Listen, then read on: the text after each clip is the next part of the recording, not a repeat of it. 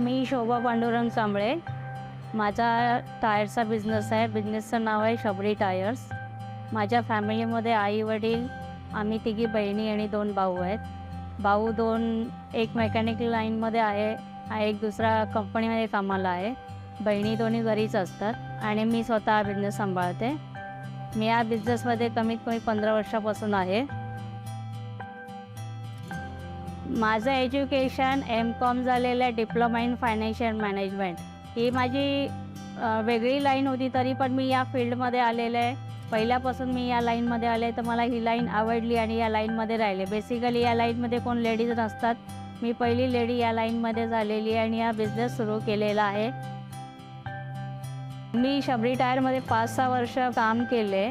नंतर तिकडल्या ओनर्सनी मला अपॉर्च्युनिटी दिली की हा तू बिझनेस टेकओव्हर कर तुझ्या नावाने. त्यामुळे मी या लाईनमध्ये आलेली आहे.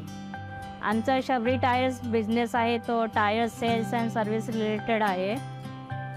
थोड़ा स्टॉक के लिए हम लोग को फंड्स अरेंजमेंट करना है, थोड़ा बिजनेस का ग्रोथ हम लोग को आगे लेके जाने का है। थोड़ी थोड़ी मशीनरी हम लोग को ऐड करनी है, जैसे नाइट्रोजन हो गया, एअर फिल्टर्स हो गए, त्याच्यामुळे आम्हाला थोडी फंड्सची अरेंजमेंट करायला लागलेली। मग आम्ही ट्रू कॅप फायनान्समध्ये आलो।